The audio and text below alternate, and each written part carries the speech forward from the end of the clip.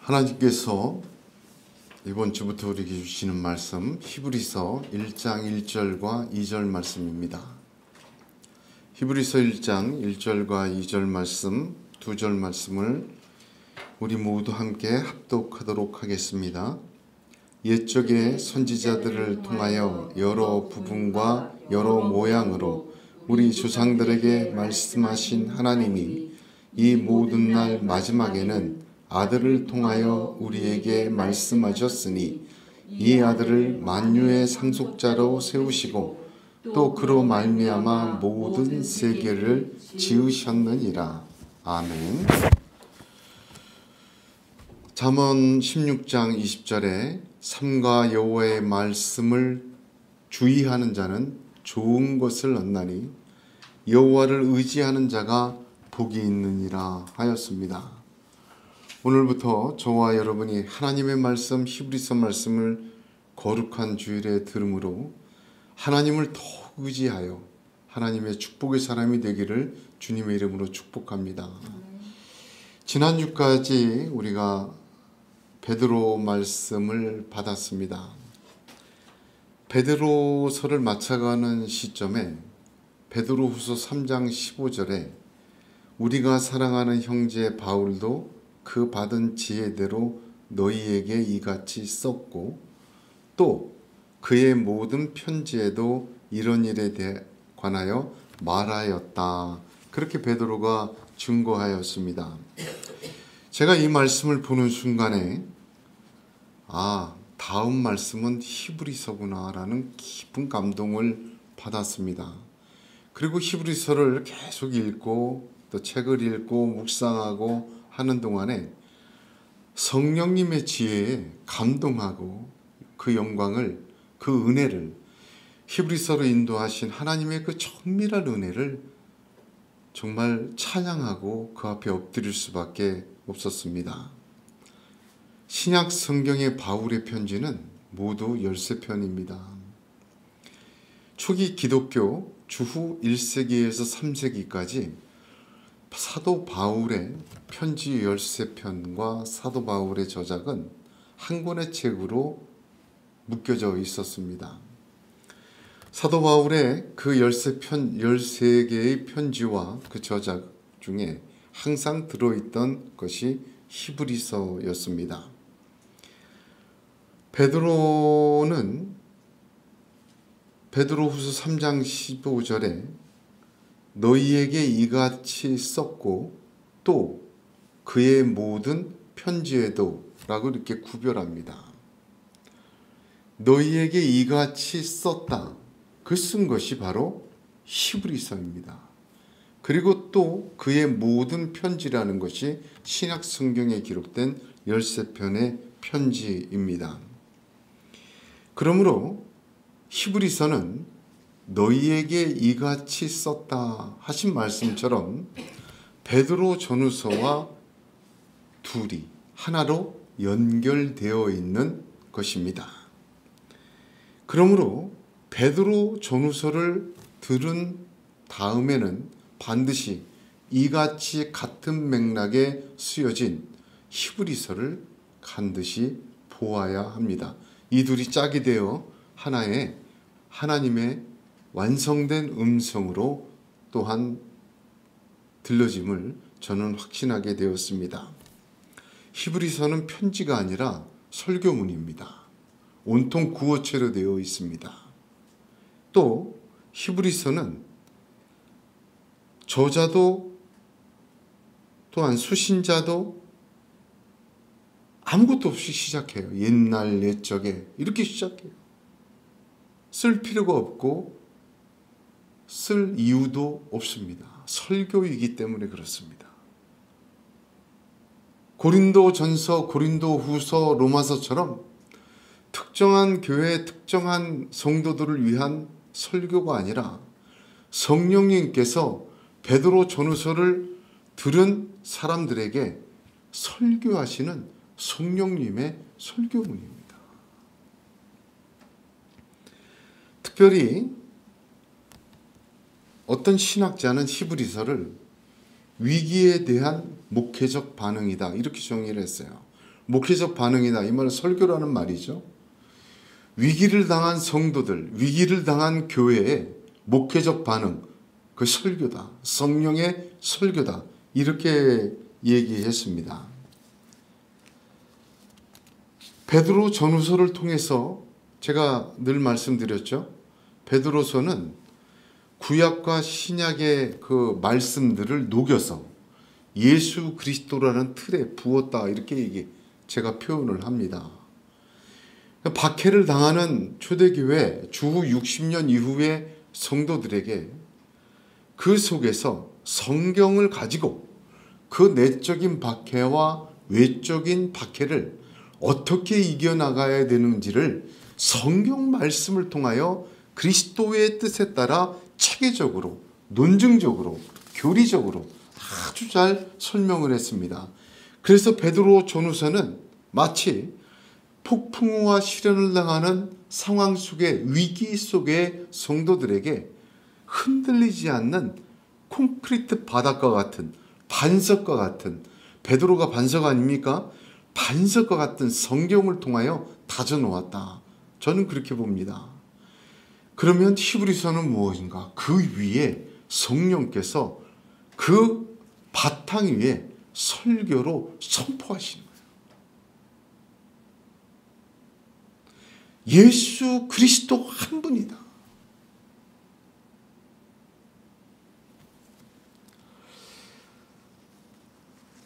주후 60년 이후라면 여러분들도 되게 아시듯이 로마 시대 때 박해받을 때 아니겠습니까? 성경에는요, 하나님의 심판과 최후 승리를 약속하셨습니다. 예수 믿고 구원받고 박해를 받지만 미혹도 있지만 그러나 믿음을 지키며 그 어려운 중에도 하나님의 말씀에 따라 살려고 애를 썼습니다. 그러나 주 예수 그리스도의 사도들이 주 60년까지 생존하다 거의 다 순교했어요. 사도들은 순교하고 90세까지 살한 그 요한은 밤모섬에 유배됐죠. 사도들은 눈앞에 없어지고 사도들을 통하여 말씀을 들었던 성도들은, 교회들은 놀라운 성령의 역사를 이어가기에 지쳤습니다.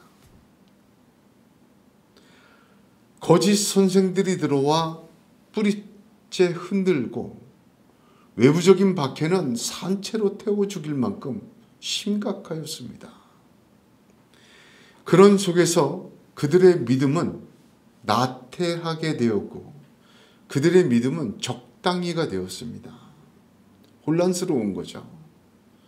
믿음을 지키고 살다가 순교당하고 금전적인 손해뿐만 아니라 조롱과 멸시를 당하고 예수의 제자였던 사도들을 통하여 능력의 역사가 나타난 그 놀라운 것들은 점점 전해지는 이야기로 그쳐지고 어쩌면 이 시대의 성도들은 굉장히 심각하였습니다.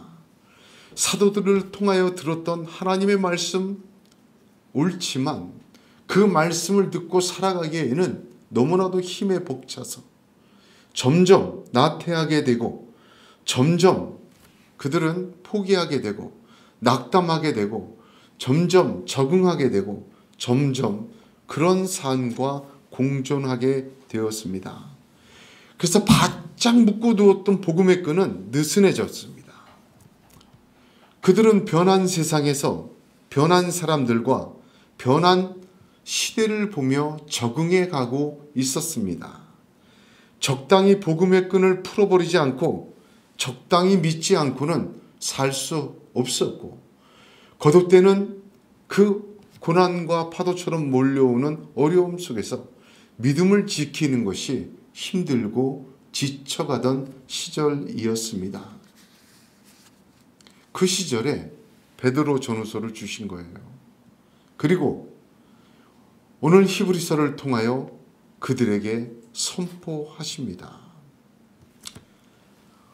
성경의 시대를 보게 되면 구약을 보게 되면 유대인들은 구약의 시대를 이렇게 성전으로 구별합니다. 솔로몬 성전 시대, 예루살렘 성전 시대, 그리고 다시 오실 하늘의 성전 시대, 그 세 개로 역사를 구분을 해요. 그런데 구약의 역사를 가만히 보게 되면 구약의 역사 중에 이거 보세요. 구약의 역사 중에 출애굽해서 이스라엘이 나라가 됩니다. 출애굽해서 이스라엘이 나라가 된 후에 가나안 땅에 정착하죠. 그리고 나서 출애굽 3세대가 살던 시절이 사사시대예요. 자, 출애굽 1세대는 광야에서 죽었어요. 광야의 삶. 출애굽 2세대는 가나안에서 영적 싸움을 했어요. 출애굽 3세대는 가나안에 정착해서 살았습니다. 여러분 생각하기에 1세대가 좋았을까요? 2세대가 좋았을까요? 3세대가 좋았을까요? 1세대는 애굽의 삶을 떨쳐내지 못해서 씨름했던 내적인 갈등의 세대였다면 2세대는 광야에서 신령한 것 먹고 살아서 가나안 땅에 들어와 우상과 이단과 불신과 싸운 세대예요. 영적 싸움을 한 세대, 외적 싸움을 한 세대예요. 출애굽 1세대는 내적 싸움을, 2세대는 외적 싸움을 한 세대예요. 내적 싸움과 외적 싸움을 거쳐서 드디어 정착했는데 출애굽 3세대, 사사시대는 무슨 싸움입니까? 지침과 싸움이에요. 자, 사사시대 계속해서 반복하지 않습니까? 범죄하고 또 하나님이 그 주변 나라를 통해서 고통을 당하게 하시고 부르짖고 다시 범죄하고 하나님께 구원받고 반복해요. 그 땅을 점령해서 살지만 계속해서 그 하나님의 말씀, 선조들의 이야기, 모세의 말씀 지켜가며 그 땅에 산다는 것이 실패와 성공을 반복하며 계속해서 지쳐갑니다. 출애굽 3세대, 사사시대는 지쳐가는 세대다. 저는 그렇게 정의를 합니다. 그 사사기를 보면 사사기 1장 1절 그 시작이 어떻게 시작합니까? 여호수아가 죽은 후에 이렇게 시작해요. 그리고 사사기 맨 마지막은 뭐라고 되어 있습니까? 자기 소견에 좋은 대로 행하였도다. 여호수아가 누구입니까? 나와 내 집은 여호와를 섬기겠노라죠. 출애굽 1세대 모세의 놀라운 하나님의 벗의 위대한 지도자였다면 출애굽 2세대 여호수아는 그 둘을 합한 것과 같은 지도자였어요. 하나님으로부터 직접 계시를 받고 말씀을 들었던 자입니다. 좌로나 우로나 치우치지 말라. 그 여호수아가 죽은 후에 그들을 통해 전해둔 말씀을 붙들고 그 땅에서 살아내야 될 출애굽 3세대는 지쳐갔습니다. 제가 요즘 사사기를 묵상하는데 보게 되면 지쳤어요. 안 지친 분은 딱 한 분이더라고요. 하나님은 안 지치셨어요. 그렇게 끊임없이 반복해 나가는 그 사람들을 끝까지 붙드시는 거예요. 자, 교회도 마찬가지입니다. 예수 그리스도께서 주후 30년 정도까지 이 땅에서 지상사역을 하시다가 승천하셨어요. 그 후에 주후 60년까지 그 예수님의 12제자들, 그 눈으로 보고 들었던 자들이 통하여 교회가 세워지고 흥왕하고 놀라운 역사가 벌어지고 로마에게까지 복음이 증거됩니다. 그 60년 이후에 사도들도 다 죽은 후에 교회와 사람들의 모습은 지쳐갔습니다. 자기들의 소견에 좋은 대로 행하였도다. 그 말을 보면서 제가 깊이 깨달았어요. 하나님의 말씀을 못 들은 게 아니에요. 사사시대 사람들이. 하나님의 능력을 못 본 것도 아니에요. 사사들을 통하여 하나님이 베푸신 것을 보았잖아요. 그럼에도 불구하고 끊임없이 반역하고 끊임없이 돌아오는 것을 반복합니다. 왜 그랬습니까? 지쳤어요. 그러니까 자기 소견대로 행하는 거예요. 낙담하게 되고 나태하게 되고 말씀의 끈을 풀어버리고 믿음의 끈을 좀 풀어야 이 땅에서 살겠구나 하고 지쳐감으로 자기 소견에 좋은 대로 행하였습니다. 이거 굉장히 함축적입니다. 초대교회 주 60년 이후의 성도들도 예수 그리스도의 말씀을 사도들을 통하여 듣고 성령의 역사도 체험했지만 새하늘과 새 땅보다는 지금 여기가 너무 힘든 거예요. 영혼을 말씀하시지만 지금 너무 여기가 고통스러운 거예요. 하나님의 백성이라는 새로운 신분과 하나님 나라의 상속자라는 구원의 확신이 점점 벽에 걸린 트로피처럼 아무 힘을 주지 못하는 위로 정도로 변질되고 말았던 것입니다. 자랑스러울지언정 전부는 아닌 것이 되었습니다.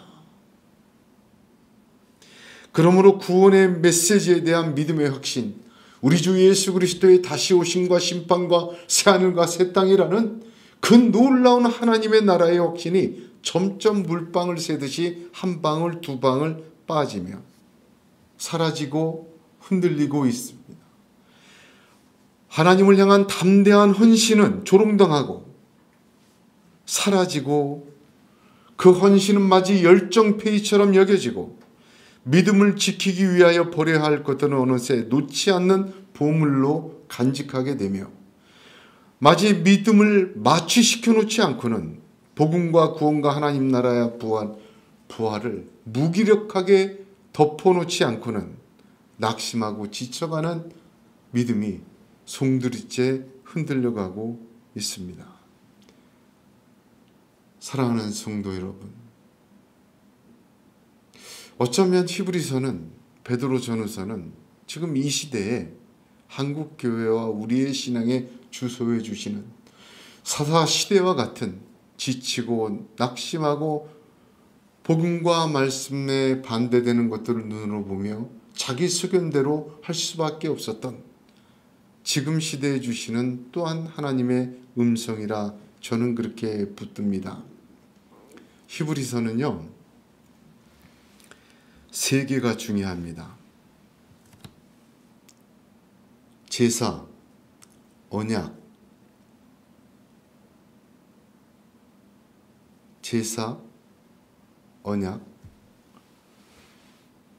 또 하나님 나라의 세 가지가 중요한데 히브리서는 복음의 본질과 믿음의 그 정수를 덮어놓는 모든 낙담과 나태와 허물과 좌절과 포기와 타협과 그런 모든 먼지들을 걷어냅니다. 본질을 덮고 있는 때를 벗겨내는 것이 히브리서입니다. 유일한 긴 예수 그리스도를 다시 선명하게 드러내는 말씀이 히브리서입니다. 유대교의 먼지를 풀어내고 구약의 먼지를 풀어내고 사람의 생각이라는 먼지를 풀어내고 그래서 육의 것, 아래의 것, 세상의 것, 지금 여기에서 것들을 걷어내요.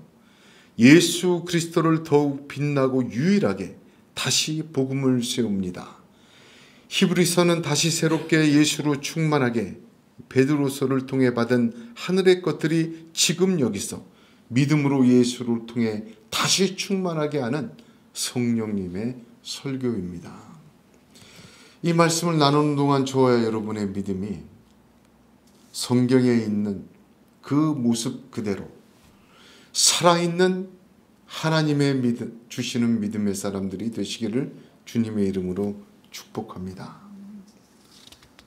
히브리서의 내용을 대부분의 학자들은 더 나은 그리스도, 기독교다 그렇게 얘기를 해요. 바울이 유대교를 지나치게 믿었지 않습니까? 그 바울이 예수 믿고 난 후에 기독교가 더 낫다. 유대교가 아니다. 기독교다. 더 나은 기독교다. 뭐 그렇게 정의를 합니다. 히브리서에는 제사에 있어서 구약에 있던 제사, 언약, 성전 세 가지를 얘기하는데 구약에 너희들이 믿어왔던 제사, 언약, 성전 모든 것은 그것은 그림자야. 진짜는 예수 그리스도의 제사요, 예수 그리스도의 언약이요, 예수 그리스도의 성전이야. 이게 완성이야. 그게 이제 내용의 표면적인 정리예요. 그래서 대부분은 더 나은 그리스도교. 그래서 제목조차 히브리서다. 히브리인들만 보는 책이다. 그렇게 정해버렸습니다. 그러나 히브리서는 베드로 전후서와 연결된 책이고 사사시대와 같은 믿음의 위기 속에 성령님이 주시는 모든 성도에게 주시는 설교 한 편이다. 저는 그렇게 정의를 합니다. 제가 한 주 동안 여러 가지 책을 읽고 깊이 묵상하는 가운데 독일 신학자 유명한 케제만이라는 사람이 있습니다. 저 신학교 다닐 때도 지금도 그분의 책은 굉장히 비중이 있는 책입니다. 케제만이 히브리서를 이렇게 평가했습니다. 물질의 세상 노예에서 정신의 천상 영역으로 나아가는 자아의 천상 순례에 관한 영지주의적 모티브가 히브리서의 배후에 있다. 이게 좀 어려운 말이죠? 무슨 말이냐면 한마디로 정의해. 저 동의, 제 생각과 동일해서 제가 소개하는 거예요. 베드로 전후서를 통하여 새하늘과 새 땅, 영원한 언약, 우리 주 예수 그리스도의 말씀을 들었어요. 그래서 히브리서를 통해서 한마디로 얘기해서 육의 사람이 영의 사람이 되고 이 땅의 것을 찾는 것이 아니라 위의 것을 찾고 첫째 것이 아니라 둘째 것을 바라보며 하나님의 사람으로 하나님의 뜻대로 이 땅을 살아라. 저는 그렇게 히브리서를 정의합니다. 케제만의 정의의 중요한 단어는 순례입니다. 순례. 순례라는 말은 옮겨가는 거예요. 사사시대의 핵심, 나태하고 무기력하고 타협하고 좌절하고 자기 소견대로 주저앉아 있는 신앙의 핵심은 뭡니까? 옮겨가야 돼요. 그 자리에 있는 한 해결이 없습니다. 복음의 진리를 알고 베드로 전후를 통하여 마지막 날의 심판과 주 예수 그리스도의 영광을 알면서도 이 땅의 아래 것에 육의 것에 머물러 있는 성도들에게 성령은 강하게 도전하는 것입니다. 말씀을 믿고 예수 그리스도를 믿고 그 예수 그리스도와 함께 그 말씀대로 하늘의 것으로 약속하신 대로 나아가라. 순례하라. 옮겨가라. 바로 그 말씀이 히브리서 말씀입니다. 그 히브리서를 보게 되면요, 굉장히 그런 표현이 반복되어 있어요. 전체가. 그림자에서 본체로, 첫째에서 둘째로, 여기에서 영원함으로, 수고로움에서 상주심으로, 죽은 자들의 부활에서 더 좋은 부활로, 신의 산에서 시온산으로, 진동할 나라에서 진동치 못할 나라로, 여기에서 영구한 도성으로. 어떻게? 11장의 그 핵심이 있어요. 믿음으로 나아가라. 믿음의 선조들 모두가 그렇게 믿음으로 나아가서 더 좋은 본향을 얻었고 그 약속을 이루었다. 이러한 증거를 가지고 왜 복음의 끈을 풀어버리고 자기 소견대로 행하고 그 진리를 가지고도 왜 나태하고 낙심하고 절망하고 지쳐가느냐. 하나님의 약속은 반드시 이루어진다. 이제 주님과 함께 그 주님이 모든 제사를 완성하셨고 모든 언약의 주인이시며 그 모든 영생의 주인이시다. 과감하게 주님과 함께 나아가라. 히브리서의 설교 전체의 내용입니다. 히브리서 말씀을 듣는 동안 저와 여러분의 믿음이 드디어 순례하시길 바랍니다. 여기에서 거기로, 첫째에서 둘째로, 지금 이 속에서 하나님이 하시는 이 역사 속으로 나아가는 결단과 믿음과 충만함이 있기를 우리 주 예수 이름으로 축복합니다. 그래서 저는 히브리서를 하면서 막 가슴이 뛰어요. 예수님이 주셨던 그 하나님 자녀된 권세가 다시 능력으로 나타나게 하실 줄로 믿습니다. 예수님이 주셨던 약속하셨던 그 약속들이 우리 지금 여기서 하나님의 역사로 말미암아 능력으로 이루어질 줄로 믿습니다. 오직 부서지고 퇴락한 믿음을 가지고 다시 한번 주님으로 말씀으로 복음으로 나아갈 때 그 하늘의 역사가 지금 내 삶 속에서 내 현장 속에서 불같이 일어날 줄로 믿습니다. 그렇게 기도하고 소원합니다. 롯은 에덴 동산 같고 애국과 같은 소돔과 고모라로 자신을 옮겼습니다. 아브라함은 자기의 장막을 하나님 보여주신 땅으로 옮기고 거기서 제단을 쌓았습니다. 히브리서 말씀의 핵심은 무엇입니까? 옮겨가라. 믿음으로 옮겨가라. 너를 뽑아서 거기다 심지 말고 하나님이 주신 장막을 거기다 심으라. 그리고 그곳에서 제단을 쌓아라 하시는 것입니다. 히브리서 1장 1절과 2절을 오늘 하나님이 우리에게 주셨습니다. 아더 핑크라는 제가 좋아하는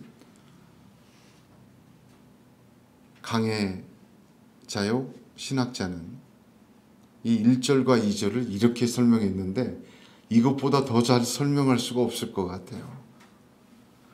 이렇게 말했습니다. 성령님은 성경 속에서 집으로 들어가기 위하여 필요한 열쇠를 현관 입구에 걸어 놓으십니다. 얼마나 기가 막힌 표현인지 모릅니다. 1절과 2절 말씀은 지금까지 말씀드린 히브리서의 문을 여는 그 현관 입구의 문을 여는 열쇠를 걸어 놓으신 거예요. 똑같습니다. 1절과 2절 말씀의 그 열쇠는 무엇입니까? 딱 하나로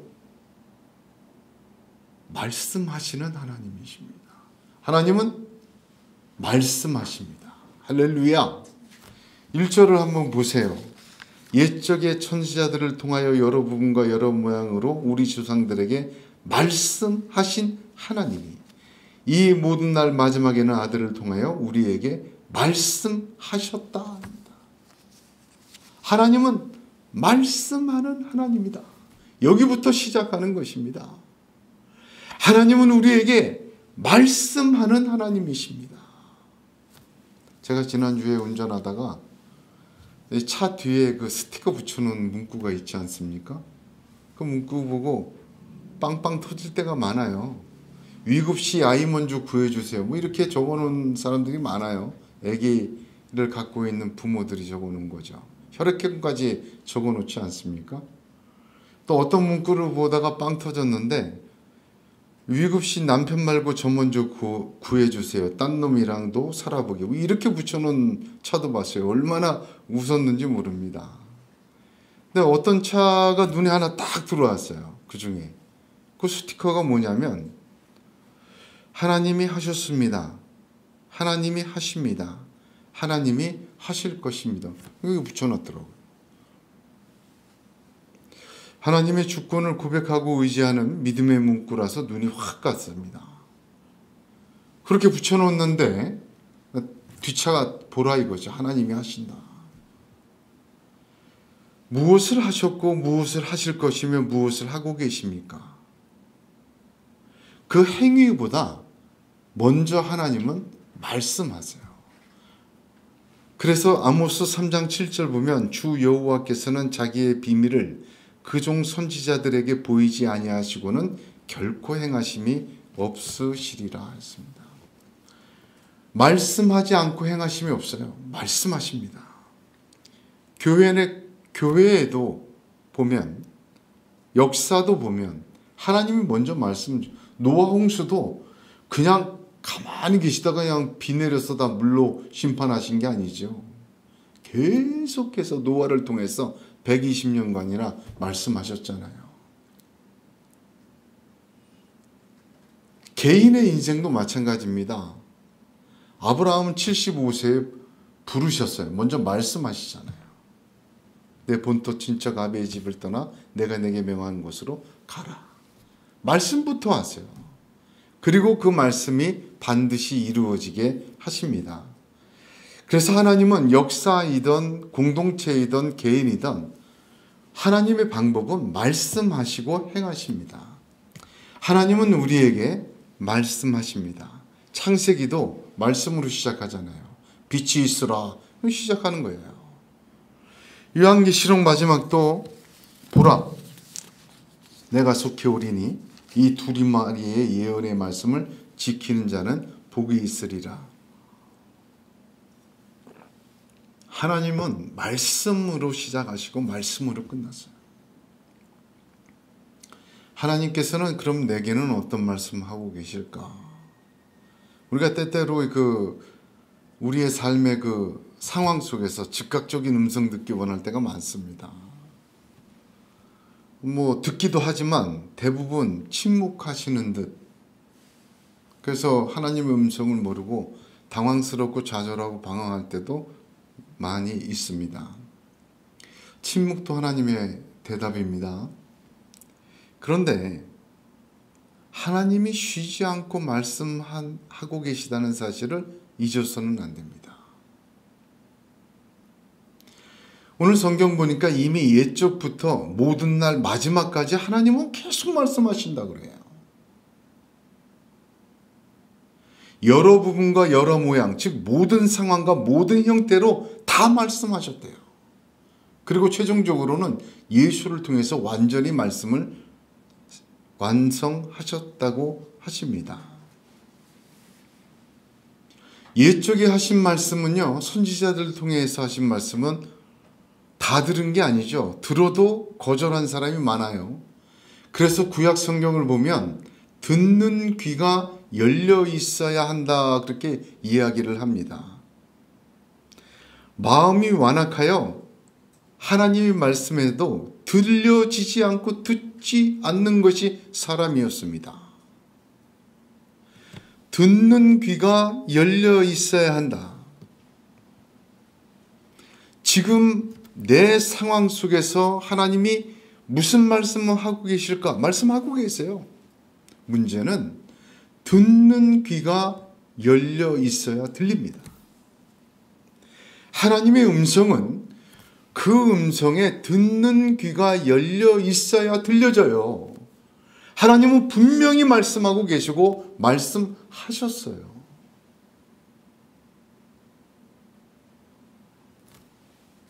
자, 보세요. 성경은 내가 지금 나에게 하나님이 무슨 말씀을 하시는지 듣기 원하기 이전에 말씀하신 내용들이에요. 지금 내 상황 속에서, 내 인생 속에서, 내 믿음 속에서 하나님 뭐라고 말씀 좀 해주세요. 그 이전에 모든 부분과 모든 것을 다 말해주신 말씀이에요. 이걸 알아야 돼요.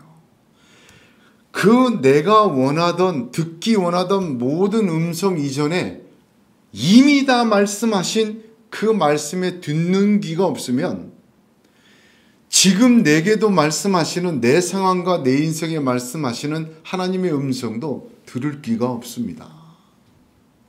무슨 말인지 알겠죠? 하나님은 말씀하시는 하나님이에요. 문제는 듣는 귀가 열려있지 않아서입니다.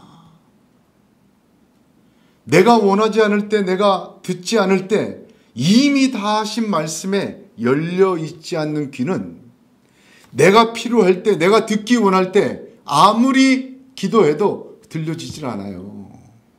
귀가 열려있어야죠. 우리 게임 같은 거 방송에서 보게 되면 머리에다가 헤드폰을 딱 쓰고 막 음악을 틀어놓고는 서로 입모양을 보고 알아맞히려고 마치 그와 같아요. 평상시에 내가 원하지 않을 때 하나님이 하신 말씀을 듣는 이 훈련이 매일 있어야 돼요. 하나님 말씀하는 하나님이에요. 이미 다 말씀하셨어요. 분명한 하나님의 말씀은 다 귀를 닫아놓고 내가 지금 어떻게 했으면 좋겠습니까 하고 듣기를 원하면 그게 들려집니까? 귀가 멀어 있는데, 닫혀 있는데. 그래도 하나님의 은혜로 주실 때는 있어요. 하나님은 충분하고 완전하게 선지자들을 통해서 옛적부터 모든 모양과 모든 부분으로 다 말씀하셨어요. 창세기부터 요한계시까지 기록된 모든 내용에는 인생의 어떤 인생이든 하나님의 음성을 들을 수 있는 모든 말씀이 들어있어요. 더더군다나 예수 그리스도로 말미암아 이 모든 날 마지막 최종적으로 완성된 말씀까지 주셨어요. 그 말씀을 듣는 귀가 열리기를 축복합니다. 그 귀가 열려 있을 때, 하나님의 말씀에 민감하고 들려있는 귀가 열려 있을 때, 지금 내 인생의 내 상황 속에서 듣고 싶은 하나님의 음성도 들려지게 돼요.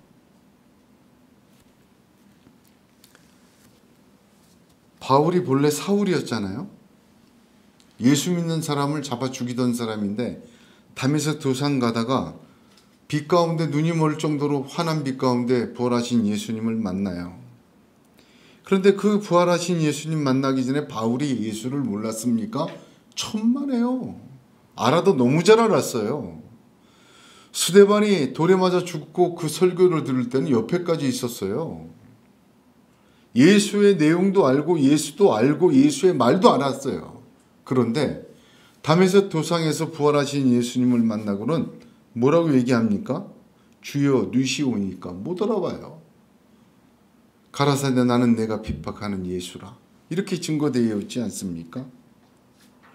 하나님의 음성을 성경을 통해서 읽어도 귀가 안 열려 있으면, 예수에게 귀가 안 열려 있으면 부활하신 예수를 만나고도 뉘신 줄 모르는 거예요.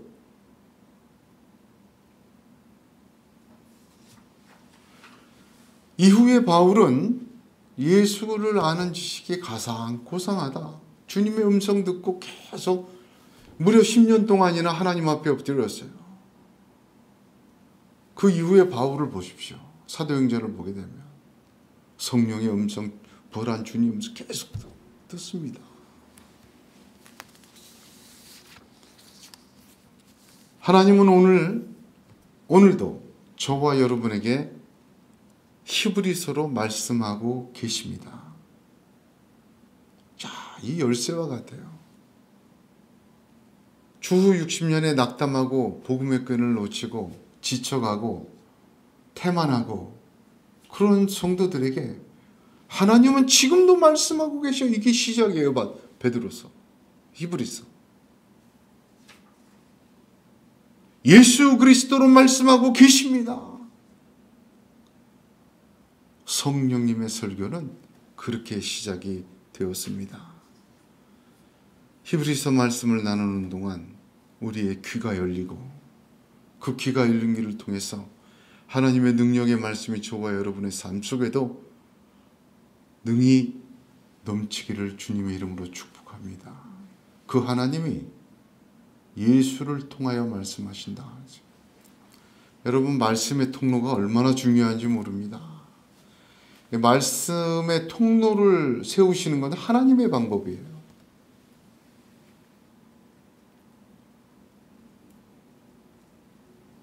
말씀의 통로를 세우셨어요, 하나님이. 시내산에서 십계명을 주실 때 백성들 다 모아놓고 백성들 한 사람 한 사람한테 돌비 다 하나씩 안겨준 거 아닙니다. 모세만 부르셨어요. 모세를 통하여 하나님 말씀 주셨잖아요. 모세는 자기 입이 둔하니 말씀을 좀 잘 얘기할 통로를 달라 아론 주셨지 않습니까? 예수 그리스도도 누구를 그냥 혼자 다 말씀하신 거, 야, 그거 적어서 이제 돌려봐라 하지 않으셨어요. 사람 12사도의 통로를 세우셨어요. 사도행전 6장 4절을 보면 우리는 기도하는 것과 말씀 전하는 것을 전무하리라. 사도들을 그렇게 세우신 겁니다. 교회에도 성령께서는 사도행전 2장 42절에 저희가 사도의 가르침을 받아 서로 교제하며 떡을 떼며 기도하기를 전혀 힘쓰니라. 에베소서 4장 11절도 그가 혹은 사도로 혹은 선지자로 혹은 복음 전하는 자로 혹은 목사와 교사로 주셨다. 통로를 꼭 주셨습니다. 말씀의 통로 중요합니다. 이건 하나님의 방법입니다. 이스라엘이 타락하여서 멸망했잖아요. 2000년 동안 나라가 없었습니다. 왜 그렇습니까? 하나님이 세운 통로를 거절했어요. 자기들이 그 통로를 세웠습니다. 바알도 좋고 아세라도 좋고 무당도 좋고 사람도 좋고 점쟁이도 좋았어요. 이사야 선지자를 통하여 하나님은 이사야서 17장 11, 12절에 이렇게 그들을 평가하십니다. 이는 내가 자기의 구원의 하나님을 잊어버리며 자기의 능력의 반석을 마음에 두지 아니하는 까닭이라.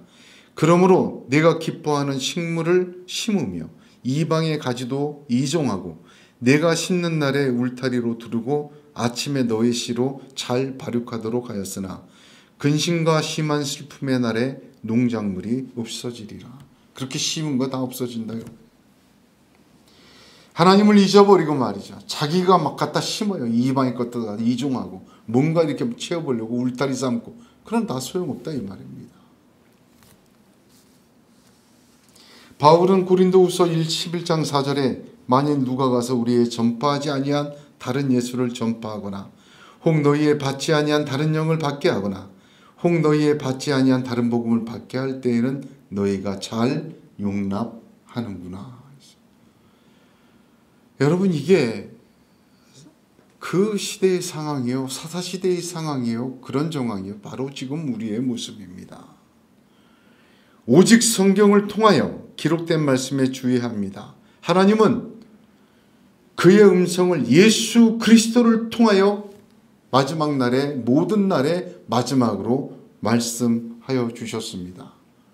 그 예수의 말씀은 사도를 통하여 성경을 통하여 저와 여러분에게 전하여 주셨습니다.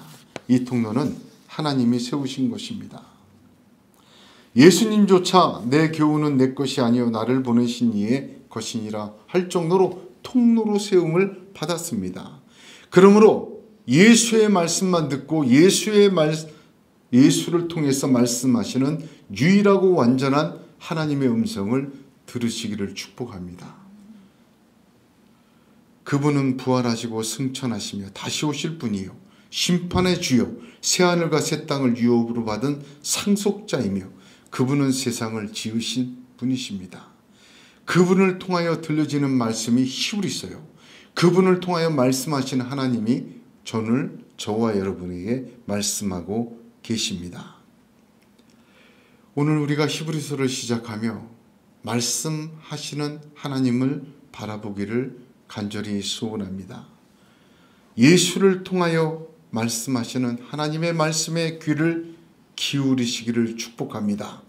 마음을 열고 믿음으로 들어야 합니다. 예수를 통하여 주시는 하나님의 음성에 듣는 귀가 열려지고 예수를 통하여 들려지는 그 음성으로 다시 하나님께서 저와 여러분을 하나님의 그 언약과 약속과 예배를 새롭게 하시고 능력으로 충만하게 하사 이 땅에 소금과 빛이 되게 하여 주시고 이 땅에 하늘의 별과 같이 빛나는 믿음의 사람으로 하나님의 자랑스러운 하나님의 교회와 성도들로 세워지는 성령의 역사에 있기를 주님의 이름으로 축복합니다. 기도하겠습니다. 거룩하신 하나님